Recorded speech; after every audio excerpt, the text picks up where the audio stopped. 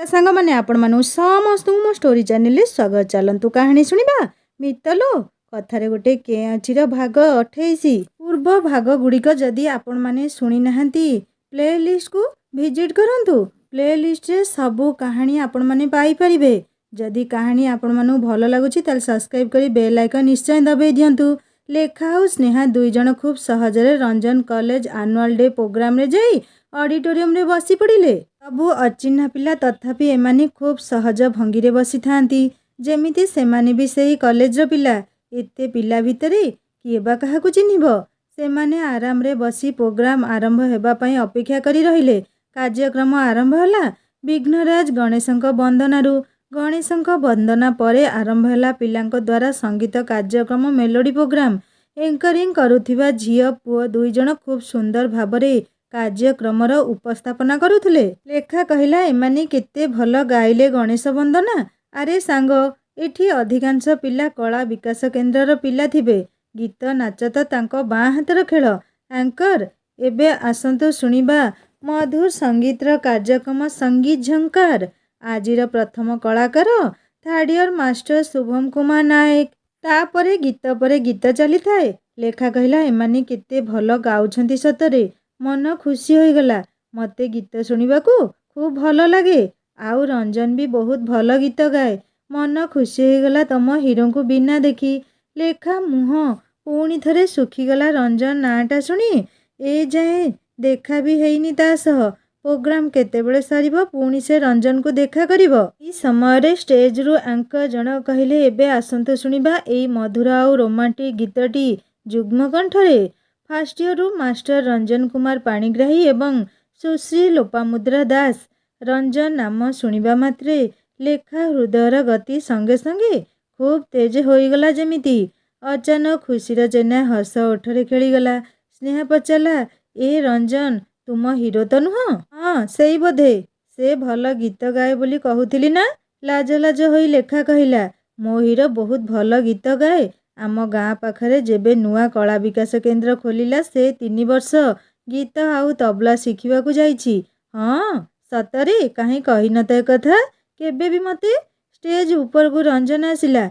से धड़ा कुर्ता पायजामा खूब हैंडसम देखा जाउतला आजी। स्नेहा कहला अरे सांग तम हीरो तो सत सतिका हीरो ठू भी हैंडसम। लेखा किछि कहिबा आगुरु रंजन पाखरे झियटिए क्रीम और रेड कलर साड़ी पिंधि आसी ठिया हला। लोपामुद्रा दास गोरी सुंदरी झियटिए।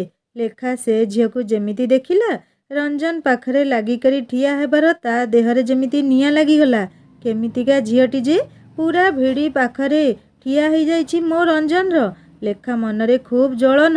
ई कौन भल पाइबार चरम सीमार प्रतिफल जहार नाम ईर्षा। से दुई जण गीत आरंभ कले। कोरा कागज थाए मन मेरा गीतर गुंजन पूरा ऑडिटोरियम रे शुभुथिला। तारी भितरे लेखार अभिमानी मनटा मुंड पिटी पिटी कांदुथुला गुमुरी गुमुरी। पिलांक करताली रे पूरा ऑडिटोरियम उछुली पड़ुथुला। लेखा आउ स्नेहार पछा सीट रे बसीथिबा झियो दुई जनक कथा शुणी लेखार सबु आशा स्वप्न जेमिति सेई गीतर झंकार रे सबु अस्तित्व हजेई देला। दुई जनक जोड़ी खूब सुंदर हेले रंजन सेमिति नुह। हेले लिपि कौन ताकू छाड़िबो? से तो ता पाई पूरा पागल। लिपि माने लोपामुद्रा दास फिजिक्स एचओडी को झियो। देखिबाकू सुंदर पाठ भी भल आउ गीत भी भल गाउछि। खा पछरे दुई झियंक कथोपकथन शुणी निजको आउ संभाली पारुनी। आखिरु अमानिया लुहधार बही चलीछि। स्नेहा कहला काहींकी का कथा शुणुछ तुमे? आउ एथिरे कौन अछि? गीत गाइले ताहा सह कौन से तम हीरो के नहीं जाउछि ना कौन?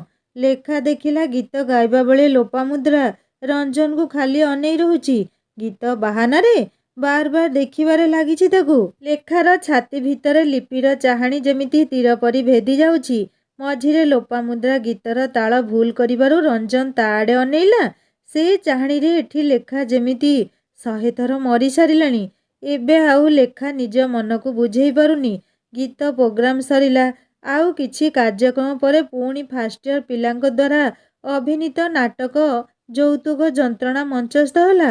ସେ ନାଟକରେ ହିରୋ ରଞ୍ଜନ ଆଉ ନାୟିକା ସେଇ ଝିଅ ଲୋପାମୁଦ୍ରା ଦାସ। ଲେଖାର ଆଉ ଧୈର୍ଯ୍ୟ ନାହିଁ ଦେଖିବାକୁ। ମଝିରୁ କେମିତି କ'ଣ ପାଇଁ ଉଠିକି ଆସିବେ ବି ସେମାନେ। ନାଟକରେ ବହୁତ ଗୁଡ଼ା ଦୃଶ୍ୟରେ ରଞ୍ଜନ ସହ ନିକଟବର୍ତ୍ତୀ ହୋଇ ଅଭିନୟ କରିବାର ଥିଲା ଲୋପାମୁଦ୍ରାର। ପୁଣି ସେଇ ଝିଅ 2 ଜଣ କହୁଥିଲେ। ରିଏଲି 2 ଜଣଙ୍କ ଯୋଡ଼ି ସୁପର ଡୁପର। ହଁ, କଲେଜରେ ବି ଚର୍ଚ୍ଚା ହେଉଛି। ସମସ୍ତଙ୍କ ମୁହଁରେ ଦୁହିଁଙ୍କ ଚର୍ଚ୍ଚା ଖୁବ୍ ଆଜିକାଲି। ମୁଁ 2 ଥର ବଉଳ ଗଛ ତଳେ ଦୁହିଁଙ୍କୁ ଦେଖିଛି ଗପିବାର। ହଁ, ସତରେ? ଲେଖା ଆଉ ଶୁଣିପାରୁ ନଥିଲା ସେ 2 ଜଣଙ୍କ କଥା। ତା ରଞ୍ଜନ ପୁଣି ସେ ଝିଅ ସହ। ସେ ଆଉ ଆଗକୁ କଳ୍ପନା କରିପାରୁ ନଥିଲା।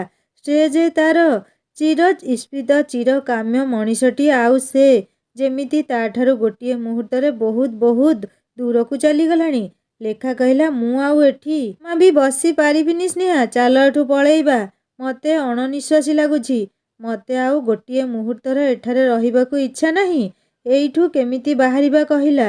ଆଗ ପଛ ସବୁଠି ପିଲା ଭର୍ତ୍ତି ଅଛନ୍ତି। ଏବେ ମଝିରୁ ବାହାରିଲେ ସମସ୍ତେ ଆମକୁ ଅନେଇବେ। ମୁଁ ଜାଣିନି। ଉଠ କହି ଲେଖା ଯିବାକୁ ସିଟ୍ ଛାଡ଼ି ଉଠି ପଡ଼ିଲା। 2 ଜଣ ଯାକ ସିଟ୍ରୁ ଉଠିଲେ ଯେମିତି ପଛରେ ଯୋଉମାନେ ବସିଥିଲେ ହୋ ହାଲ୍ଲା କରି କହିଲେ, ବସିପଡ଼ ବସିପଡ଼, ଆଗରେ କାହିଁକି ଛିଡ଼ା ହେଉଛ ଯେ? ଅଡିଟୋରିୟମରେ ରଞ୍ଜନର ବାପା ବି ପ୍ରୋଗ୍ରାମ ଦେଖିବାକୁ ଯାଇଛନ୍ତି। ତାଙ୍କ ଆଖି ହଠାତ୍ ଲେଖା ଉପରେ ପଡ଼ିଲା। ସେ ଲେଖା କି ଆଉ କିଏ ଭାବିବା ପୂର୍ବରୁ ଲେଖା ତାଙ୍କ ଆଡ଼କୁ ପଛ କରି ଯିବାକୁ ଲାଗିଲା। ସେ ସନ୍ଦେହରେ ଘାରି ହେଲେ, ଲେଖା କ'ଣ ବାବୁକୁ ଦେଖା କରିବାକୁ କଟକ ଆସିଛି ନା ଆଉ କିଏ? ପୁଣି ଭାବୁଛନ୍ତି, ନା ମ, ସେ ଠିକ୍ ଦେଖିଛନ୍ତି କି ସେ ଲେଖା ନିଶ୍ଚୟ। ଅଡିଟୋରିୟମରୁ ବାହାରି 2 ଜଣ ଯାକ ସ୍ନେହାର ନାନୀ ଘରକୁ ଯିବାକୁ ରିକ୍ସା ଡାକିବାରୁ ଲେଖା କହିଲା, ଚାଲ ଆଗ ରଞ୍ଜନ ହଷ୍ଟେଲକୁ, ଛୋଟ କାମଟିଏ ଅଛି ମୋର। ସ୍ନେହା ଆଶ୍ଚର୍ଯ୍ୟ ହୋଇ କହିଲା, ସେ ତ ଏଠି, ପୁଣି ହଷ୍ଟେଲରେ କି କାମ ତୁମର? ଚାଲ ସେଠି ଗଲେ ଜାଣିବନି। ଲେଖା ଆଉ ସ୍ନେହା ଅଡିଟୋରିୟମରୁ ବାହାରି ସ୍ନେହାର ନାନୀ ଘରକୁ ଯିବା ପରିବର୍ତ୍ତେ ରଞ୍ଜନ ହଷ୍ଟେଲକୁ ବାହାରିଲେ। ଲେଖା ଆଖିରେ ଖାଲି ଅମାନିଆ ଲୁହଗୁଡ଼ା ତା'ର ବୋଲ ନ ମାନି ଝରି ପଡ଼ୁଥିଲା। ସ୍ନେହା ବି ବୁଝିପାରୁନି ଲେଖା ପୁଣି ରଞ୍ଜନ ହଷ୍ଟେଲ କାହିଁକି ଆସିଲା। ଲେଖା ନିଜ ବ୍ୟାଗରୁ ପେନ୍ ପେପର ବାହାର କରି ଚିଠିଟିଏ ଲେଖିଲା। ତାକୁ ଖାମରେ ପୂରେଇ ଭଲ କରି ବନ୍ଦ କରି ସ୍ନେହାକୁ କହିଲା, ଆସ ସାଙ୍ଗ, ଏଇଟା ତାଙ୍କ ୱାର୍ଡନକୁ ଦେଇ ଆସିବା, ତାପରେ ତମ ନାନୀଙ୍କ ଘରକୁ ଯିବା। ସାଙ୍ଗ, ପ୍ରଥମେ ମୁଡ୍ ଠିକ୍ କର। ଏମିତି ଦେଖିଲେ କିଏ କ'ଣ ଭାବିବ? ଲେଖା ନିଜକୁ ବହୁତ କଣ୍ଟ୍ରୋଲ କରି ଭିତରକୁ ଯାଇ ସେଇ ୱାର୍ଡନ ପାଖରେ ପହଞ୍ଚିଲେ। ଲେଖା ଚିଠିଟି ବାହାର କରି ତାଙ୍କୁ ଦେଇ କହିଲା, ଏଇଟା ରଞ୍ଜନ ପାଣିଗ୍ରାହୀ, ଫାଷ୍ଟ ଇୟର, ତାଙ୍କୁ ଦେଇଦେବ। ଲେଖା ଯେତେ ନିଜକୁ କଣ୍ଟ୍ରୋଲ କଲେ ବି ତା ମନ ତଳ ଦୁଃଖ ବେଦନା ମୁହଁରେ ପରିଷ୍କାର ଦିଶୁଥିଲା। ୱାର୍ଡନ ବି ଟିକେ ଆଶ୍ଚର୍ଯ୍ୟ ହେଲା। ଆଉ କିଛି ସମୟ ଆଗରୁ କେତେ ଖୁସି ଦେଖାଯାଉଥିବା ଝିଅଟିର ଅଚାନକ କ'ଣ ହେଲା? ମୁହଁ ପୂରା ଶୁଖି ଯାଇଛି, ଆଖି ପୂରା ଫୁଲିଗଲା ପରି ଦିଶୁଛି। ସେ ଚିଠିଟି ରଖି କହିଲା, ହଉ, ସେ କଲେଜ ଫଙ୍କସନରୁ ଫେରିଲେ ଦେଇଦେବି ଆଉ। ଲେଖା ଆଉ ସ୍ନେହା ରିକ୍ସାଟିଏ ଧରି ସ୍ନେହାର ନାନୀ ଘର ଆଡ଼େ ଚାଲିଲେ। ପୁଣି ଲେଖାର ଆଖିରୁ ଲୁହ ଧାର ଧାର ବହିବାରେ ଲାଗିଲା। ସ୍ନେହା କେତେ ବୁଝେଇ ସାରିଲାଣି, ହେଲେ ତା ମନ କ'ଣ ଥୟ ହେଉଛି। ବାଟ ଯାକ ସେ ଖାଲି ଲୁହ ଝରାଉଥିଲା। କ'ଣ ଆଶା କରି ଆସିଥିଲା ଆଉ ମିଳିଲା କ'ଣ? କାନର ସେଇ 2 ଝିଅଙ୍କ କଥା ରହି ରହି ଶୁଭୁଛି। ବଉଳ ଗଛ ମୂଳରେ 2 ଥର ଗପିବାର ଦେଖିଛି। ଲେଖା ଆଉ ଭାବିପାରୁନି ତା ରଞ୍ଜନ ଆଉ କୋଉ ଝିଅକୁ। ନା ନା, ଛାତି ଯେମିତି ଫାଟିଯିବ ତାର। ସ୍ନେହା କହିଲା, ଲେଖା, ବେଳେବେଳେ ଆଖି ଦେଖା ଆଉ କାନ ଶୁଣା ବି ସତ ହୋଇନଥାଏ। କାହିଁକି ଏମିତି ବ୍ୟସ୍ତ ହେଉଛ? ଲେଖା କିଛି ବି ଜବାବ ଦେଲାନି। ତା ପାଖରେ ଆଉ କିଛି ଭାଷା ନାହିଁ କି ତା ରଞ୍ଜନ ପାଇଁ ନିଜ ସହ ଲଢ଼େଇ କରିବ ଆଉ କିଛି ଯୁକ୍ତି ହିଁ ନାହିଁ। ସେ ଖାଲି କହିଲା, ସାଙ୍ଗ। ଆଉ କିଛି ସେ କହିପାରିଲାନି। ଲେଖାକୁ ନେଇ ସ୍ନେହା ତା ନାନୀ ଘରେ ପହଞ୍ଚିଲା। ସ୍ନେହା ଆଉ ଲେଖାକୁ ଦେଖି ସ୍ନେହାର ନାନୀ ଖୁବ୍ ଖୁସି ହେଲେ। ଲେଖା ବହୁତ ଚେଷ୍ଟା କରି ମୁହଁରେ ଟିକେ ମିଛ ହସ ଫୁଟେଇଲା। ନାନୀ କହିଲେ, ସ୍ନେହା, ତମେ ଦୁହେଁ କେତେବେଳୁ ଆସି ପହଞ୍ଚିବା କଥା। ଏତେ ଡେରି ହେଲା ଯେ? ରାସ୍ତାରେ ବସ୍ ଟିକେ ଖରାପ ଥିଲା, ସେଇଥିପାଇଁ ଏତେ ଡେରି ହେଲା, କହିଲା ସ୍ନେହା। ଡାହା ମିଛଟିଏ କହିଦେଲା ତା ନାନୀକୁ। ନାନୀ ଲେଖା ଆଡ଼କୁ ଅନେଇ କହିଲେ, ଭଉଣୀର ମନ ଦୁଃଖ କାହିଁକି? କ'ଣ ହେଲା ସ୍ନେହା ତାଙ୍କର? ନା ନାନୀ, ମୋ ମୁଣ୍ଡ ଟିକେ ବିନ୍ଧୁଛି ତ ସେଇଥିପାଇଁ। ହଉ, 2 ଜଣ ଫ୍ରେଶ ହୋଇଯାଅ, ଖିଆପିଆ କର। ଲେଖା ସେତେବେଳେ ଯାଏ ତାର ମନେ ନଥିଲା ଯେ ସେ ଖାଇନି, ତାକୁ ଭୋକ ଲାଗୁଛି। ଯେତେବେଳେ ମନ ପୋଡ଼ିଯାଏ, ପେଟର ଭୋକ ବି ସାଥିରେ ଜାଳି ଦେଇଯାଏ। ଲେଖା ସ୍ନେହା କାନରେ କହିଲା, ମୁଁ ଏବେ ଖାଇବିନି ସାଙ୍ଗ। ରଞ୍ଜନ କଲେଜ ଆନୁଆଲ ଡେ କାର୍ଯ୍ୟକ୍ରମ ସରିଲା। ସେ ଗୀତ ଆଉ ନାଟକରେ ବେଷ୍ଟ ଅଭିନେତା ରୂପେ ପୁରସ୍କୃତ ହେଲା। କେତେ ପ୍ରାଇଜ୍ ସହ ଅନେକ ପ୍ରଶଂସାରେ ତାର ମନ ଖୁସିରେ ନାଚି ଉଠୁଥିଲା। ନିଜ ଖୁସିର ସମୟରେ ସେ ଲେଖାକୁ ଝୁରି ହେଲା। ହୁଣ୍ଡି ମୋ ପାଖରେ ଥିଲେ ଆଜି ସେ କେତେ ଖୁସି ହୋଇଥାନ୍ତା। ମନଟା ରଞ୍ଜନ ଲେଖା ପାଖରୁ ଘୁରି ଆସିଲା। ରଞ୍ଜନକୁ କି ବା ଜଣା, ଯାହାକୁ ନିଜ ପାଖରେ କଳ୍ପନା କରୁଛି ସେ ତାର ଅତି ନିକଟକୁ ଆସି ପୁଣି ମେଞ୍ଚାଏ ଯନ୍ତ୍ରଣା ନେଇ ଫେରି ଯାଉଛି ବୋଲି। ରଞ୍ଜନ ବାପାଙ୍କ ମନରେ ସେତେବେଳୁ ସନ୍ଦେହର କୁହୁଡ଼ି ଘେରି ରହିଛି। ସେ ଝିଅ ଯାହାକୁ ସେ ଅଡିଟୋରିୟମରେ ଦେଖିଲେ ସେ କ'ଣ ଲେଖା ଥିଲା ନା ଆଉ କିଏ? ରଞ୍ଜନ ବାହାରକୁ ବାହାରିଲା। ତାର ବାପା କହିଲେ, ତୋର ପରା 3 ଦିନ ଛୁଟି ଅଛି, ଚାଲ ଘରକୁ ଯିବା। ସେଇଠି 3 ଦିନ ରହିବୁ ଭଡ଼ା ଘରରେ। ଏବେ ତ ପାଖ ପିଲା ଘରକୁ ପଳାଇବେ। ରଞ୍ଜନ କହିଲା, ଠିକ୍ ଅଛି ବାପା, ହଷ୍ଟେଲ ଚାଲ, 2ଟା ବହି ସାଙ୍ଗରେ ଆଣି ଆସିବାର ଅଛି। ରଞ୍ଜନକୁ ବାଇକରେ ବସେଇ ତାର ବାପା ତା ହଷ୍ଟେଲ ଆସିଲେ। ଗେଟ୍ ପାଖରେ ରଞ୍ଜନକୁ ଛାଡ଼ି ସେ ସେଇଠି ଅପେକ୍ଷା କଲେ। ରଞ୍ଜନ ଯେମିତି ଭିତରକୁ ଆସିଛି ହଷ୍ଟେଲ ୱାର୍ଡେନ କହିଲା, ରଞ୍ଜନ, ତମକୁ 2 ଜଣ ଝିଅ ପିଲା ଆଜି ଦେଖା କରିବାକୁ ହଷ୍ଟେଲ ଆସିଥିଲେ। 2 ଜଣ ଝିଅ ପିଲା ତାକୁ ହଷ୍ଟେଲ ଆସିଥିଲେ ଦେଖା କରିବାକୁ। ସେ ନିଜ କାନକୁ ବିଶ୍ୱାସ କରିପାରିଲାନି। କିଏ? ମୁଁ ଜାଣିନି। ହଁ, ଚିଠିଟିଏ ଛାଡ଼ି ଯାଇଛନ୍ତି ତମ ପାଇଁ। ଏତିକି କହି ସେ ରଞ୍ଜନ ହାତକୁ ଚିଠିଟିକୁ ବଢ଼େଇ ଦେଲା। ରଞ୍ଜନ ଉପରେ ଲେଖା ହୋଇଥିବା ତାର ନାମଟି ଦେଖି ଚମକି ପଡ଼ିଲା। ଏ ତ ତା ଲେଖାର ଅକ୍ଷର ବିଲକୁଲ। କିନ୍ତୁ ସେ ଏଠିକି ଆସିବ ବା କେମିତି? ରଞ୍ଜନ ଆଉ ଅଧିକ କିଛି ନ ଭାବି ନିଜ ରୁମକୁ ଦୌଡ଼ିଲା। ରୁମରେ ପହଞ୍ଚି ଚିଠିଟି ଥର ଥର ହାତରେ ଖୋଲିଲା। ସେ ଚିଠିଟି ତଳେ ଲେଖା ନାମ ପଢ଼ି ବେଡ୍ରେ ଧଡ଼ କରି ବସି ପଡ଼ିଲା ସେ। ଧୀରେ ଧୀରେ ସେ ପଢ଼ିଲା ଚିଠିଟି। ଯେମିତି ଆକାଶଟା ତା ମୁଣ୍ଡରେ ଏବେ ଛିଡ଼ି ପଡ଼ିବ କି ଆଉ। ରଞ୍ଜନ ଥର ଥର ହାତରେ ଚିଠିଟି ଖୋଲି ପଢ଼ିବାକୁ ଲାଗିଲା। ଲେଖା ହୋଇଛି, ରଞ୍ଜନ, ଆସିଥିଲି ତତେ ଦେଖା କରି ସରପ୍ରାଇଜ୍ ଦେବି ବୋଲି, କିନ୍ତୁ ମୋତେ ତାଠାରୁ ଖୁବ୍ ବଡ଼ ସରପ୍ରାଇଜଟିଏ ମିଳିଲା। ହଁ, ତୋର ହିରୋଇନ୍ ଖୁବ୍ ସୁନ୍ଦର, ତୋ ସହ ଖୁବ୍ ମ୍ୟାଚିଂ ବି, ଷ୍ଟେଜରେ ବି ଆଉ ଷ୍ଟେଜ୍ ବାହାରେ ବଉଳ ଗଛ ମୂଳରେ ବି। ଇତି ତୋର ଲେଖା। ରଞ୍ଜନ ଚିଠିଟି ପଢ଼ି ସାରିଲା ବେଳକୁ ଆଖିରେ ଆଖିଏ ଲୁହ ଭରିଗଲାଣି। ସବୁ ଖୁସି ପାଣି ଫୋଟକା ପରି ମିଳେଇଗଲା ତାର। କ'ଣ କରିବ? ମନ କହୁଥିଲା କଣ୍ଠ ଫଟେଇ ଚିତ୍କାର କରିବ, ହେଲେ ସେ ବି କରିପାରିଲାନି। 5 ଧାଡ଼ି ଚିଠିରେ ତା ଲେଖା 5 କୋଟି ଶବ୍ଦର ଦୁଃଖ ବଖାଣି ଦେଇଛି। କ'ଣ ଦେଖିଲା, କ'ଣ ଶୁଣିଲା ଆଉ ଏମିତି ଲେଖି ଦେଇଗଲା? କେତେ କଷ୍ଟ ନ ହେଉଥିବ ତାକୁ। ବହୁତ କାନ୍ଦିଥିବ ସେ ଆଜି। କାହିଁକି ଏମିତି ହେଲା କେଜାଣି? ରଞ୍ଜନ ନିଜକୁ ନିଜେ କହିଲା, ମୋ ଲେଖା, ତୁ ଏବେ କୋଉଠି ଅଛୁ? କାହିଁକି ଏମିତି ଛୋଟ ପିଲା ପରି କାମ କରୁଛୁ ତୁ? ଏବେ ରଞ୍ଜନ ମନକୁ ଲେଖାର ସୁରକ୍ଷା ଚିନ୍ତା ଘାରିଗଲା। କାହା ସହ ଆସିଥିଲା ସେ? ରାତିରେ ସେ କ'ଣ ବାରିପଦା ପୁଣି ଫେରିଗଲା କି ଆଉ? ନା, ସେ କଟକରେ ଅଛି। ସେ ଭାବୁଛି ମୋ ଲେଖା ଖୁବ୍ ହୁଣ୍ଡିଟିଏ। କୋଉଠି କାହା ସହ ଆସିଛି ଯଦି ବାରିପଦା ଫେରିଗଲା? ରାତିରେ 2 ଜଣ ଝିଅ ପିଲା। ଦୁନିଆ ଖୁବ୍ ଖରାପ। ଯଦି କଟକ ତ କାହା ଘରେ ରହିଲା? ସେ ଆଉ ଆଗକୁ କିଛି ଭାବି ପାରୁନି। ଆଖି ଦୁଇଟା କେତେବେଳୁ ଲୁହରେ ଭିଜୁଛି। ତା ବାପା ବାହାରେ ଅପେକ୍ଷା କରିଛନ୍ତି। ସେ ବହି 2 ଖଣ୍ଡ ବ୍ୟାଗରେ ପୂରେଇ ପୁଣି ସେଇ ୱାର୍ଡେନ ପାଖକୁ ଆସି ପଚାରିଲା, ସେମାନେ 2 ଜଣ ଥିଲେ ନା ଆଉ କିଏ ସାଥିରେ ଥିଲେ? ନା ନା, ସେ 2 ଜଣ ହିଁ ଥିଲେ। କଲେଜକୁ ବି ଯାଇଥିଲେ। ଫେରିଲେ ଯେବେ 2 ଜଣ ଭିତରୁ ତ ଜଣେ ଖୁବ୍ ଦୁଃଖୀ ଲାଗୁଥିଲା। ରଞ୍ଜନ ଆଉ କିଛି ନ ପଚାରି ଗେଟ୍ ପାଖକୁ ଚାଲିଲା। କେତେବେଳୁ ତାର ବାପା ଅପେକ୍ଷା କରିଛନ୍ତି। ରଞ୍ଜନର ବାପା ରଞ୍ଜନର ମୁହଁକୁ ଦେଖି ହଠାତ୍ ଏତେ ପରିବର୍ତ୍ତନ କାରଣ ବୁଝିପାରିଲେନି। ପିଲାଟା ହସି ହସି ଭିତରକୁ ଗଲା। ଆଉ ଏମିତି ଭିତରେ କ'ଣ ହେଲା ଯେ ଏଇ 2 ମିନିଟ୍ ଯେ ମୁହଁ ମନ ସବୁ ବିରସ ଦିଶୁଛି ତାର? ରଞ୍ଜନକୁ ଦେଖି ତା ବାପା କେତେ କ'ଣ ଭାବିବାକୁ ଲାଗିଲେ। କ'ଣ ଲେଖା ତାହେଲେ ସତରେ ଆସିଥିଲା? କ'ଣ ହେଇଛି? ଦୁହିଁଙ୍କ ଭିତରେ କିଛି ଘଟିଲା କି ଆଉ? ରଞ୍ଜନ ତାଙ୍କ ସେଇ ଭଡ଼ା ଘରେ ପହଞ୍ଚିଲା। ରୁମ୍ ଭିତରେ ଯାଇ ଟେବୁଲରେ ମୁଣ୍ଡ ଦେଇ ଶୋଇ ପଡ଼ିଲା। ପିତାବାସ ବାବୁ ମାନେ ତାର ବାପା ପଚାରିଲେ, କ'ଣ ହେଲା ତୋର ହଠାତ୍? ଏମିତି ମନ ଦୁଃଖ କ'ଣ ପାଇଁ ବାବୁ? ସେ କିଛି କହିଲାନି। ରଞ୍ଜନର ବାପା ଆଉ ପୁଅର ଏମିତି ମନ କଷ୍ଟ ସହି ପାରୁନାହାନ୍ତି। କ'ଣ ବୁଝେଇବେ ବି ତାକୁ ଦୁଃଖର କାରଣ, ଯେବେ ତାଙ୍କୁ କିଛି ବି ଜଣା ନାହିଁ। ସେ କହିଲେ, ହଉ ତୁ ଫ୍ରେଶ୍ ହୋଇ ପଡ଼, ଖାଇବା ଖାଇଦେ। ମଟନ ବନେଇଛି ଆଜି ତୋ ପାଇଁ।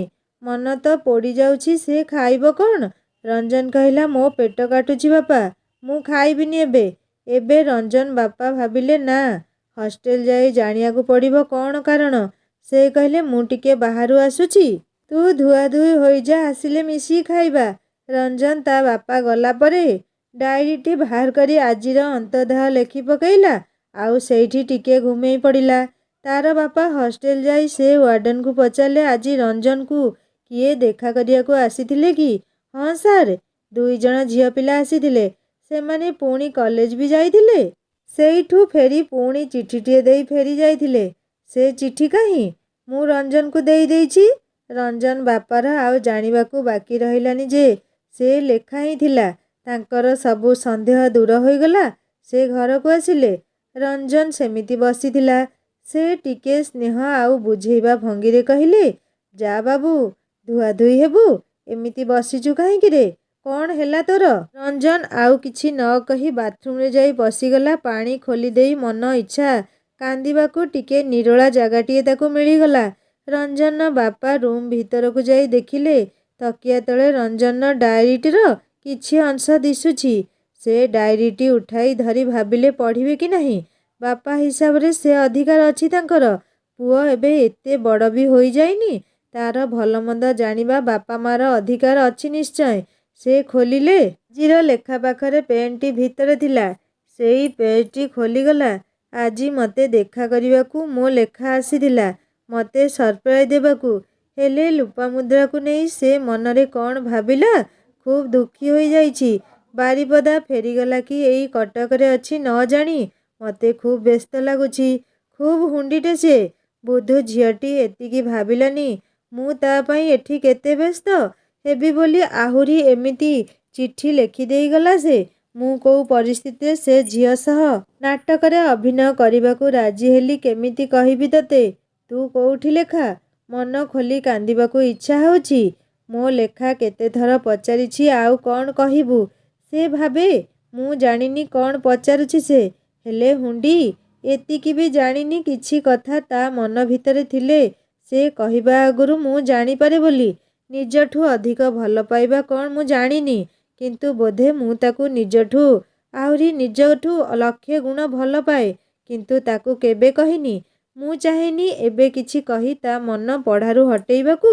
ଆଉ ମୁଁ ନିଜେ କିଛି ଯୋଗ୍ୟ ନ ହେଇ ସାରିବା ଯାଏ ତାକୁ କିଛି କହିପାରିବିନି। ସେ ଆଜି କ'ଣ ଭାବୁଥିବ ମୋତେ? ଏବେ ଭଗବାନ ମୋ ଲେଖାକୁ ସୁରକ୍ଷାରେ ରଖିଥାଅ। ପ୍ଲିଜ୍ ଭଗବାନ, ତମକୁ ମୁଁ ବହୁତ କମ୍ ଡାକେ ଆଉ ମାଗେ ବି। ପ୍ଲିଜ୍ ଆଜି ଏତିକି ଶୁଣିଦିଅ ପ୍ରଭୁ। ମୋ ଲେଖା ତମକୁ ଲାଗିଲା। ହେ ରାଧାମାଧବ। ସେଇଠି ଲେଖାର ଆଜିକା ଚିଠିଟି ବି ଥିଲା। ସେଇଟା ରଞ୍ଜନର ବାପା ପଢ଼ିବା ପରେ ତାଙ୍କର ଆଉ କୌଣସି ସନ୍ଦେହ ରହିଲାନି ପୁଅର ମନ ଦୁଃଖର କାରଣ। ଆଉ ଗୋଟେ ପେଜ୍‌ରୁ ରଞ୍ଜନ ଆଉ ଲେଖାର ପଞ୍ଚମ ଶ୍ରେଣୀରେ ହୋଇଥିବା ରାଧାକୃଷ୍ଣ ବେଶରେ ଫଟୋଟି ବି ଦେଖିଲେ। ପୁଅ ତାହେଲେ ଲେଖାକୁ ଏତେ ଛୋଟ ଦିନୁ ମନରେ ବସେଇଛି। ଆଉ ଏବେ ତ କିଛି କହିହେବନି। ତା ଛଡ଼ା ପୁଅ ତ କେବେ ପଢ଼ାରେ ହେଳା କରିନି। କ'ଣ ବା ସେ ବୁଝେଇବେ? ସେ ନିଜେ ଯୋଗ୍ୟ ହେବାର ଲକ୍ଷ୍ୟ ରଖିଛି। ଏଇ ସମୟରେ ରଞ୍ଜନ ବାଥରୁମରୁ ବାହାରିଲା। ତା ବାପା ପୁଣି ଡାଏରୀଟି ସେମିତି ରଖିଦେଲେ ପୂର୍ବ ପରି। ରଞ୍ଜନ ରୁମ୍ ଭିତରକୁ ଯାଇ ନିଜ ଡାଏରୀଟି ତରତର ହୋଇ ତକିଆ ତଳୁ ନେଇ ଭିତରେ ଲୁଚେଇ ଦେଲା। ମନେ ମନେ ଭାବୁଛି, ଯାହା ହେଉ ବାପାଙ୍କ ଆଖିରେ ଡାଏରୀଟି ପଡ଼ିନାହିଁ। ଏଥର ରଞ୍ଜନର ବାପା କହିଲେ, ଆ ବାବୁ, ଖାଇବୁ। ଡେରି ହେଲାଣି ଖୁବ୍। ମୋତେ ଭୋକ ବି ହେଲାଣି। ବାପା, ମୋତେ ଭୋକ ନାହିଁ ଜମା। ତମେ ଖାଇଦିଅ। ରଞ୍ଜନର ବାପା ସବୁ ଜାଣି ବି ପଚାରିଲେ, କ'ଣ ହେଇଛି ରେ ବାବୁ? ତୁ ଅଚାନକ ଏତେ ଦୁଃଖୀ କାହିଁକି ହୋଇଗଲୁ? କିଏ କ'ଣ କହିଲା ତୋତେ? ହଉ ସେସବୁ ଛାଡ଼, ଖାଇବୁ ଆସ। ରଞ୍ଜନ ଦେଖିଲା ସେ ନ ଖାଇଲେ ତା ବାପା ବି ଖାଇବେନି। ସେ ବାଧ୍ୟ ହୋଇ ବାପାଙ୍କ ସହ ଖାଇବାକୁ ବସିଲା। ଏମିତି ପରିସ୍ଥିତିରେ ପିତା ସବୁ କ'ଣ ପୁଅକୁ ସାହାଯ୍ୟ କରିପାରିବେ? ସେ ସବୁ ଜାଣି ବି କହିଲେ, କ'ଣ ବାବୁ, ତୋ ମା' କଥା ମନେ ପଡ଼ୁଛି କି? ହଉ, ଆର ସପ୍ତାହ ଶିବରାତ୍ରି। ଗୋଟେ ଦିନ ଯାଇ ମା'କୁ ଦେଖା କରି ଆସିବୁ। ରଞ୍ଜନ ତା ବାପା କଥା ଶୁଣି ମୁହଁରେ ଟିକେ ଖୁସିର ଝଲକ ଦିଶିଲା। କାରଣ ସେ ଜାଣିଛି ଲେଖା ନିଶ୍ଚୟ ଆସିବ ଘରକୁ ଶିବରାତ୍ରିରେ ବ୍ରତ ରଖିବାକୁ। ମନରୁ କଥାଟା ଭୁଲି ହୋଇ ଯାଇଥିଲା ତାର। ଯାହା ହେଉ ତା ବାପା ମନେ ପକେଇ ଦେଲେ। ଆଉ ଲେଖା ସ୍ନେହାର ନାନୀ ଘରେ ମୁଣ୍ଡ ବିନ୍ଧା ବାହାନା କରି ଖାଇବନି ବୋଲି କହୁଛି। ହେଲେ ପ୍ରଥମ ଥର ସ୍ନେହାର ସାଙ୍ଗ ତା ଘରକୁ ଆସିଛି। ତାକୁ ନ ଖୁଆଇବେ ବା କେମିତି? ସ୍ନେହାର ନାନୀ ଲେଖାର ମୁଣ୍ଡ ଆଉଁସି ଦେଇ କହିଲେ, ଉଠ ଉଠ ମୋ ସୁନା ଭଉଣୀଟା ପରା। ଉପାସ କେମିତି ଶୋଇବ ଯେ? ଅଳ୍ପ ଖାଇଦେଇ ଗୋଟେ ମୁଣ୍ଡ ବିନ୍ଧା ଔଷଧ ଖାଇଦେବ। ଲେଖା ସ୍ନେହାର ନାନୀଙ୍କ ସ୍ନେହାବୋଳା କଥାରେ ଆଉ ମନା କରିପାରିଲାନି। ଖାଇବାକୁ ଉଠିଲା। ବାଥରୁମରେ ହାତ ଧୋଇବାକୁ ଯାଇ କବାଟ ବନ୍ଦ କରି ଆଉଥରେ ଖୁବ୍ କାନ୍ଦିଲା। ହେଲେ ଏବେ ତାକୁ କାହିଁକି ଆଇନାରେ ନିଜ ମୁହଁ ସହ ରଞ୍ଜନର ଛଳଛଳ ଆଖି ଦୁଇଟି ଦିଶୁଛି। ସେ ଚମକି ପଡ଼ିଲା। ଭାବୁଛି ସେ ଯୋଉ ଚିଠି ଲେଖି ଆସିଲା। ରଞ୍ଜନ ମନ କଷ୍ଟ ହେଉନି ତ? ଏବେ ରଞ୍ଜନ ପାଇଁ ରାଗ ଅଭିମାନ ସହ ପ୍ରେମର ଧାରାଟିଏ ତା ମନରେ ପ୍ରବାହିତ ହୋଇଥିଲା। ସେ କ'ଣ ଟିକେ ଖାଇ ଶୀଘ୍ର ଶୋଇବାକୁ ଆସିଲା। ଏବେ ଲେଖାକୁ କାହିଁକି ଯେମିତି ଅନୁଭବ ହେଉଛି ରଞ୍ଜନ ତାର ଖୁବ୍ ନିକଟରେ ଅଛି, ଖୁବ୍ ପାଖରେ ବି। ସେ ଅନ୍ଧାରରେ ଖୁବ୍ ଲୁହ ଝରାଉଛି। ସେଇ ଝିଅ ରଞ୍ଜନ ଆଉ ନାଟକର ଦୃଶ୍ୟ ଯେମିତି ଆଉଥରେ ତାକୁ କ୍ଷତାକ୍ତ କରୁଛି। ସେ ଚାହିଁଲେ ବି ନିଜକୁ ବୁଝେଇ ପାରୁନି। ସେ ଝିଅ ଦୁଇଜଣ ବି ରଞ୍ଜନକୁ ଲିପି ସହ ଯୋଡ଼ି କଥା ହେଉଥିଲେ। ରଞ୍ଜନ କୁଆଡ଼େ ବଉଳ ଗଛ କୋଉଠି ତାଙ୍କ କଲେଜ ତା ମୂଳରେ ସେଇ ଝିଅ ସହ ଗପୁଥିବାର ଏ କଥା ତାକୁ ସବୁଠୁ କଷ୍ଟ ଦେଇଛି। ହେଲେ ସବୁ ପରେ ବି ରଞ୍ଜନ ତା ମନ ଭିତରେ କାହିଁକି ଏମିତି ଛଳ ଛଳ ଆଖିରେ ଦେଖାଯାଉଛି? କ'ଣ ହେଲା ତାର? ସେ ବି କ'ଣ ତାପରି କୋଉଠି ଏବେ ତାକୁ ଝୁରି ହୋଇ ଦୁଃଖରେ କାନ୍ଦୁଛି? ଲେଖା ନିଜକୁ କହୁଛି, ନା ନା, ଭଗବାନ ତାର କିଛି ନ ହୋଇଥାଉ। ସେ ଏମିତି ଚିଠି ଲେଖି ତାକୁ ବହୁତ କଷ୍ଟ ଦେଇ ଆସିଛି। ହେ ମା ଅମ୍ବିକା ତାକୁ ଭଲରେ ରଖ। ରଞ୍ଜନର ଆଖିରେ ନିଦ ନାହିଁ। ଏବେ ବି ସେଇ ଲେଖାର ଚିନ୍ତା କୋଉଠି ରହିଲା। ରଞ୍ଜନକୁ ବି ଅନୁଭବ ହେଉଛି ଯେମିତି ଲେଖା ତାର ଖୁବ୍ ନିକଟରେ। ଡାକଟିଏ ଦେଲେ ତାକୁ ଶୁଣାଯିବ। ହେଲେ ସେ କୋଉଠି? କିଛି ମିଛ ଅନୁଭବ ନୁହଁ। ଦୁହେଁ ଦୁହିଁଙ୍କ ଅଜାଣତରେ ପରସ୍ପର ଖୁବ୍ ନିକଟରେ ଥିଲେ। ଦୁଇଟି ନିଷ୍କପଟ ହୃଦୟର ଅନୁଭବ ମିଛ ବା କେମିତି ହେବ? ରଞ୍ଜନର ବାପାଙ୍କ ଭଡ଼ାଘର ଆଉ ସ୍ନେହାର ନାନୀଙ୍କ ଭଡ଼ାଘର ଜଣେ ମାଲିକର। କେବଳ ଘରର ମୁଖ୍ୟ ଦ୍ୱାର ପରସ୍ପର ବିପରୀତ ଦିଗରେ। ମଝିରେ ଗୋଟିଏ କାନ୍ଥ। ତେଣୁ ଦୁଇଟି ଆତ୍ମାର ମଝିରେ ଏଇ କାନ୍ଥଟି ଯାହା। ଅନୁଭବ କେମିତି ନ ହେବ? କାନ୍ଥ ଏପଟେ ରଞ୍ଜନ ଲେଖା ପାଇଁ କାନ୍ଦୁଛି ଆଉ ସେପଟେ ଲେଖା। ବୋଧେ ଦୁଇ ଜଣଙ୍କର ସାକ୍ଷୀ ଏଇ ନିର୍ଜୀବ କାନ୍ଥଟି ଆଉ ଏଇ ଅନ୍ଧାରିଆ ରାତି। ରାତିଟା କେମିତି କଟିଲା ରଞ୍ଜନ ଜାଣିନି। ସେ ଗୋଟିଏ ମୁହୂର୍ତ୍ତ ବି ଆଖି ତାର ନିଦରେ ଲାଗିଯାଇଛି ବୋଲି ମନେ ପଡ଼ୁନି। ପୁଣି ଥରେ ସେ ତାଙ୍କ କୁଳ ଦେବାଦେବୀ ରାଧା ମାଧବଙ୍କୁ ସ୍ମରଣ କରି କହିଲା, ଭଗବାନ ଏତିକି ତ କହିଦିଅ ଲେଖା ଯୋଉଠି ବି ଥାଉ ଭଲରେ ଥିଲା। କିଛି ତ ଆଭାସ ଦେଇଦିଅ ପ୍ଲିଜ୍। ରଞ୍ଜନକୁ ତା ବାପା ଡାକିଦେଲେ। ସକାଳ ହେଲାଣି, ଉଠିପଡ଼ ବାବୁ। କାଲିରୁ ଖାଇନୁ, ଯା ଏବେ ଖାଇଦେ, ପଢ଼ାପଢ଼ି କର। ଆଉ ପରୀକ୍ଷାକୁ କେତେ ଦିନ ରହିଲା? ରଞ୍ଜନ ଆଉ କିଛି ନ କହି ବ୍ରସଟି ଧରି ଛାତ ଉପରକୁ ଚାଲିଲା। ମନଟା ଟିକେ ପରିବର୍ତ୍ତନ ବି ହେବ ଆଉ ବ୍ରସ୍ ବି କରିନେବ। ଛାତ ଉପରୁ ଦେଖିଲା ତାଙ୍କ ଘର ପଛ ଘରୁ ବାହାରି ଲେଖା ଆଉ ସ୍ନେହା ରିକ୍ସାରେ ବସୁଛନ୍ତି। ଆଉ ତାଙ୍କୁ ରାସ୍ତାକୁ ବଳେଇ ଦେବା ପାଇଁ ତାଙ୍କରି ପଡ଼ୋଶୀମାନେ ସ୍ନେହାର ନାନୀ ଛିଡ଼ା ହେଇଛନ୍ତି। ରଞ୍ଜନ ତା ନିଜ ଆଖିକୁ ବିଶ୍ୱାସ କରିପାରିଲାନି। ରାତିଯାକ ଯାହାକୁ ଏତେ ଝୁରି ହେଲା ସେ ତା ଏତେ ପାଖରେ ଥିଲା। ସେ ପୁଣି ରାଧା ମାଧବଙ୍କ ପୟରେ ପ୍ରଣାମ ଜଣେଇଲା। ପ୍ରଥମେ ଲେଖାକୁ ଗୋଟିଏ ସୁରକ୍ଷିତ ସ୍ଥାନରେ ରଖିଥିଲେ ଆଉ ସେତକ ବି ତାକୁ ଜଣେଇ ଦେଲେ ବୋଲି। ରଞ୍ଜନ କ'ଣ କରିବ? ତଳକୁ ଯିବା ବେଳକୁ ସେ ଚାଲି ଯାଇଥିବ। ଛାତ ଉପରୁ କେମିତି ବି ଡାକିବ ତାକୁ। ତଥାପି ସେ ଛାତ କଡ଼କୁ ଯାଇ ଡାକିଲା, ଲେଖା, ଏ ଲେଖା। ଉପରୁ ଏମିତି ଧୀର ସ୍ୱରର ଡାକଟି ଲେଖା ପାଖରେ ପହଞ୍ଚିବା ପୂର୍ବରୁ ସକାଳର ଧୀରି ପବନରେ ମିଶି ମିଳେଇ ଯାଉଥିଲା। ତଥାପି ଲେଖାକୁ ଲାଗୁଥିଲା ତାକୁ ଯେମିତି ରଞ୍ଜନ ଡାକୁଛି। ଆଉ ଏଇଟା ବି ଲାଗୁଥିଲା ସେ ଏଠି କୋଉଠୁ ଆସିବ ତାକୁ ଡାକିବା ପାଇଁ। ମନର ଭ୍ରମ ହେଇଥିବ ଭାବି ସେ ନିଜ ମନକୁ ଆକଟ କଲା। ରଞ୍ଜନ କେତେଥର ଉପରୁ ଲେଖା ଲେଖା ବୋଲି ଡାକି ଚାଲିଲା। ଲେଖା ପୁଣି ଥରେ ଏଣେ ତେଣେ ଅନେଇଲା। ନା, ତା ନଜର ଛାତ ଉପରକୁ ଗଲାନି। ସେ ଦୁଇଜଣ ଯାକ ରିକ୍ସାରେ ବସି ସାରିଥିଲେ। ସ୍ନେହାର ନାନୀ ଦୁଇଜଣଙ୍କୁ ବଳେଇ ଦେଇ କହିଲେ, ସ୍ନେହା, ପରୀକ୍ଷା ସରିଲେ ତୋ ସାଙ୍ଗକୁ ଆଉଥରେ ନେଇ ଆସିବୁ ରେ। ଆସିବ ଲେଖା ଆଉଥରେ, ବୁଝିଲ? ଲେଖା ଉପରେ ଉପରେ ହସି ଦେଇ କହିଲା, ହଁ ନାନୀ, ନିଶ୍ଚୟ ଆସିବି। ରିକ୍ସା ଚାଲିବା ଆରମ୍ଭ କଲା।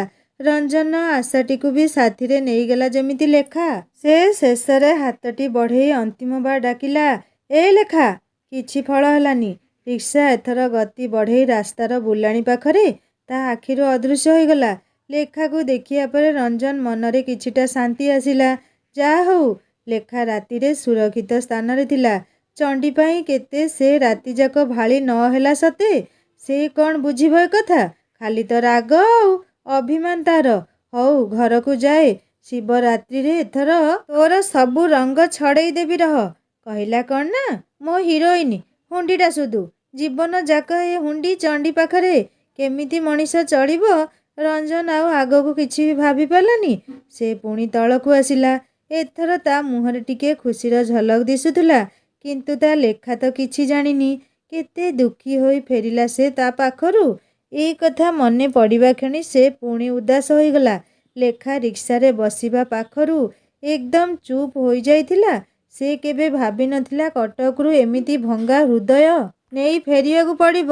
କେତେ ସ୍ୱପ୍ନ ସଜାଡ଼ି ସେ ଏଠିକୁ ଧାଇଁ ଆସିଥିଲା। କାହିଁକି ଏମିତି କଲୁ ବୋଲି ଭାବିବା ବେଳକୁ ପୁଣି ରଞ୍ଜନର ଉଦାସ ମୁହଁ ତା ମାନସ ପଟରେ ନାଚିଗଲା। ଲେଖା ଆଖିରୁ ପୁଣି ଦୁଇ ବୁନ୍ଦା ଝରିପଡ଼ିଲା ତତଲା ଲୁହ। ଲେଖାର ଏମିତି ଅବସ୍ଥା ଦେଖି ସ୍ନେହା ନିଜକୁ ଏବେ ଦୋଷୀ ଭାବୁଛି। ସବୁ ତାରି ପାଇଁ ହେଲା। ସେ କାହିଁକି ଲେଖାକୁ କଟକ ନେଇକି ଆସିଲା ବୋଲି ଅନୁତାପ କରୁଛି ସେ। ସ୍ନେହା କହିଲା, ସାଙ୍ଗ ଆଉ ମନ ଦୁଃଖ କରନି ମ। ରଞ୍ଜନ କେବେ ସେମିତି କରିବନି ତମ ସହ। ନାଟକ ଅଭିନୟକୁ ବାସ୍ତବ ଜୀବନ ସହ କାହିଁକି ଯୋଡ଼ୁଛ? ଯାହା ଦେଖିଲ ସବୁ ମଞ୍ଚ ଉପରେ ସମସ୍ତଙ୍କ ଆଗରେ। ସେ କ'ଣ କିଛି ଲୁଚେଇ କରି ରଖିଛି କି? ଲେଖା ଏବେ ମୁହଁ ଖୋଲିଲା। କହିଲା, ଆଉ ବଉଳ ଗଛ ମୂଳରେ ତା ସହ କ'ଣ ଗପୁଥିଲା ସେ? କ୍ଲାସମେଟ୍ ହିସାବରେ କିଛି କଥା ବି ଥାଇପାରେ। ତମ ସହ ପବନ କେବେ କେବେ ଲ୍ୟାବ୍ ପାଖରେ କଥା ହେଉଛି, ତା ମାନେ କ'ଣ ତମର କିଛି ଅଛି ତା ସହିତ? ପବନ କଥା ଅଲଗା, ଆଉ ମୁଁ ସେମିତି ନୁହଁ। ଆଉ ତମ ହିରୋ କ'ଣ ଖରାପ? ଏତେ ଦିନର ପରିଚୟ ଭିତରେ ଏତିକି ଜାଣିଛ ମାତ୍ର। ନା ସେ ବି ସେମିତି ନୁହଁ। କିନ୍ତୁ ମୁଁ ସହିପାରିଲିନି। ମନ ଦୁଃଖ କରନି। ଶୁଣିଲ ତ ସେ ଦୁଇ ଝିଅ କ'ଣ କହୁଥିଲେ? ସେ ଝିଅ ତମ ହିରୋ ପଛରେ ପଡ଼ିଛି ବୋଲି। ରଞ୍ଜନ କଥା ସେମାନେ କହିନାହାନ୍ତି ତ? ରଞ୍ଜନ ସହ ଯେବେ ଦେଖା ହେବ ସବୁ ମନ ଖୋଲି ପଚାରି ନେବ। ନା ନା, ମୁଁ ଆଉ ତା ସହ କେବେ ବି ଦେଖା କରିବିନି କି କିଛି ବି କଥା ହେବିନି, କହିଲା ଲେଖା। ସତରେ ଏତେ ରାଗ? ବାଦାମବାଡ଼ିରୁ ପୁଣି ବାରିପଦା ବସ୍ରେ ବସି ଦୁଇଜଣ ହଷ୍ଟେଲ ଫେରିଲେ। ଲେଖା ଉପରେ ଯେମିତି ଅଦିନିଆ ଝଡ଼ ବତାସ ଖୁବ୍ ବେଗରେ ବହିଯାଇଛି। ସବୁ କିଛି ଅସ୍ତବ୍ୟସ୍ତ କରିଯାଇଛି। ରୁମ୍ରେ ସାଙ୍ଗମାନେ ଲେଖାକୁ ଦେଖି କହିଲେ, କ'ଣ ତମେ ଦୁଇଜଣ ଏତେ ଶୀଘ୍ର ଫେରି ଆସିଲ? ସ୍ନେହା ଘରେ କ'ଣ ଖାଇଲ ଲେଖା? ଲେଖାର ମନ ତ ପୋଡ଼ି ଯାଉଥାଏ। ସେ କିଛି ନ କହି ସିଧା ଛାତର ସେଇ ଫୁଲଗଛ ତଳକୁ ଦୌଡ଼ିଲା। ସେଇଠି ଘଡ଼ିଏ ବସିଲେ ତାକୁ ଖୁବ୍ ଆନନ୍ଦ ମିଳେ। ସେ ଫୁଲରେ ସେ ତା ରଞ୍ଜନକୁ ଅନୁଭବ କରେ। ହେଲେ ଆଜି ସେ ଫୁଲଗୁଡ଼ା ଯେମିତି ତାକୁ ଆଖି ମାରି ହସୁଛନ୍ତି। ସେ ନିଜ ମୁହଁ ଘୋଡ଼େଇ କେତେ ସମୟ ବସିଲା ଜାଣିନି। ଆଉ 2 ଦିନ ଛୁଟି କେମିତି କଟିଗଲା ଜଣା ବି ପଡ଼ିଲାନି। ଆଜି ପୁଣି କଲେଜ। ଲେଖା ସବୁ ଦୁଃଖ ଦହନକୁ ଭିତରେ ଲୁଚେଇ ନିଜ ପଢ଼ାରେ ନିଜକୁ ହଜେଇବା ପାଇଁ ଚେଷ୍ଟା କରୁଥିଲା। ନା, ଆଉ କେବେ ସେ ରଞ୍ଜନ କଥା ଭାବିବ ନାହିଁ। ହେଲେ ସେଇଟା ଖାଲି ଫାଙ୍କା ପ୍ରତିଜ୍ଞା। ଆଉ ରଞ୍ଜନ କଥା ଭାବିବନି ବୋଲି ଭାବିଲେ ଲେଖା ମନରେ ସେ ରଞ୍ଜନ ଅଧିକ ନାଟକରେ। କଲେଜ ଆଜି ନୂଆ ନୂଆ ଲାଗୁଛି ଲେଖାକୁ। ଯେମିତି କଲେଜରେ ପାଦ ଦେଇଛି କିଏ ଜଣେ ବଡ଼ ପିଲା ହେବେ ବୋଧେ ପାଖରେ ଆସି ପଚାରିଲେ, ତମେ ଆନୁଆଲ ଡେରେ ରାଧା ଭୂମିକାରେ ଡ୍ୟାନ୍ସ କରିଥିଲ ନା? ଲେଖା ମୁଣ୍ଡ ହଲେଇ ହଁ କହିଲା। ଆଉ ଟିକେ ଆଗକୁ ଯାଉଛି କି ନାହିଁ ଦଳେ କଲେଜ ପିଲା କମେଣ୍ଟ ପାସ୍ କଲେ, ରାଧା ଜି କୃଷ୍ଣ କାହାଁ ହେ? ଲେଖା ସେ ସବୁକୁ ଖାତିର ନ କରି ନିଜ କ୍ଲାସରେ ପହଞ୍ଚିଲା। କ୍ଲାସ ଭିତରେ ଯେମିତି ପଶିଛି ମୃଦୁ ଗୁଞ୍ଜରଣ ରାଧା ରାଧା ବୋଲି କ୍ଲାସ ସାରା ଗୁଞ୍ଜୁଥିଲା। ସ୍ନେହା କହିଲା, ପୁରା କଲେଜରେ ଛାଇ ଗଲ ମୋ ସାଙ୍ଗ ତୁମେ। ଯୋଉଠି ଯାହା ମନରେ ଛାଇବା କଥା ଛାଇ ପାରିଲିନି ସେ ତ ମନରୁ ବାହାର କରିଦେଲା। ସାଙ୍ଗ, ସେ ବିଷୟରେ ରଞ୍ଜନ ସହ ଦେଖା ହେଲା ପରେ ମୋତେ କହିବ ତା ମନରେ ଛାଇଛ କି ନାହିଁ। ଲେଖା କ୍ଲାସ ସାରି ଟ୍ୟୁସନ ପାଇଁ ଲ୍ୟାବ୍ ଯିବ କି ନାହିଁ ଭାବୁଛି। ଆଜି ରଞ୍ଜନ ବିରୋଧରେ ମନଟା ତାର ବିଦ୍ରୋହ କରୁଛି। ସେ ପବନ କଥା ହିଁ ଭାବିଲା। ମନରେ କ୍ରୋଧର ପାହାଡ଼ ମୁଣ୍ଡ ଟେକିଛି। ପାଦ ବଢ଼େଇଲା ଲ୍ୟାବ୍ ଆଡ଼କୁ। ଆଜି ନିଶ୍ଚୟ ପବନକୁ ଯାହା କହିବା କଥା କହିଦେବ ସେ। ରଞ୍ଜନ କ'ଣ ଭାବୁଛି କି ନିଜକୁ ସେ ବି ଦେଖେଇ ଦେବ ମ। 2 ପାଦ ଆଗକୁ ଚାଲିଲା ଲ୍ୟାବ୍ ଆଡ଼କୁ। ସାଙ୍ଗମାନେ, ରଞ୍ଜନର ପ୍ରେମକୁ ନେଇ ଲେଖା ମନରେ ଏତେ ବଡ଼ ଝଡ଼ ଉଠିଛି। ସତରେ କ'ଣ ଲେଖା ପବନର ପ୍ରେମକୁ ସ୍ୱୀକାର କରିବ? ତାହା ଜାଣିବା ନେକ୍ସଟ ପାର୍ଟରେ। କାହାଣୀ ବହୁତ ଇଣ୍ଟରେଷ୍ଟିଂ ହେବ। ଶୁଣିବା ପାଇଁ ଅନୁରୋଧ ରହିଲା। କାହାଣୀ କେମିତି ଲାଗିଲା ମୋତେ କମେଣ୍ଟ କରି ଜଣାଇବେ। ଆଉ ଯଦି ଭଲ ଲାଗିଥାଏ ସବସ୍କ୍ରାଇବ୍ କରି ବେଲ୍ ଆଇକନ୍ ଦବାଇ ଦେବେ ନିଶ୍ଚୟ। ଆପଣମାନଙ୍କର ମିଠା ମିଠା ମତାମତ ମୋତେ କାହାଣୀ ଆଗକୁ ଲେଖିବା ପାଇଁ ବହୁତ ପ୍ରେରଣା ଦେଉଛି ସାଙ୍ଗମାନେ। ରହୁଛି। ନମସ୍କାର। ଜୟ ଜଗନ୍ନାଥ।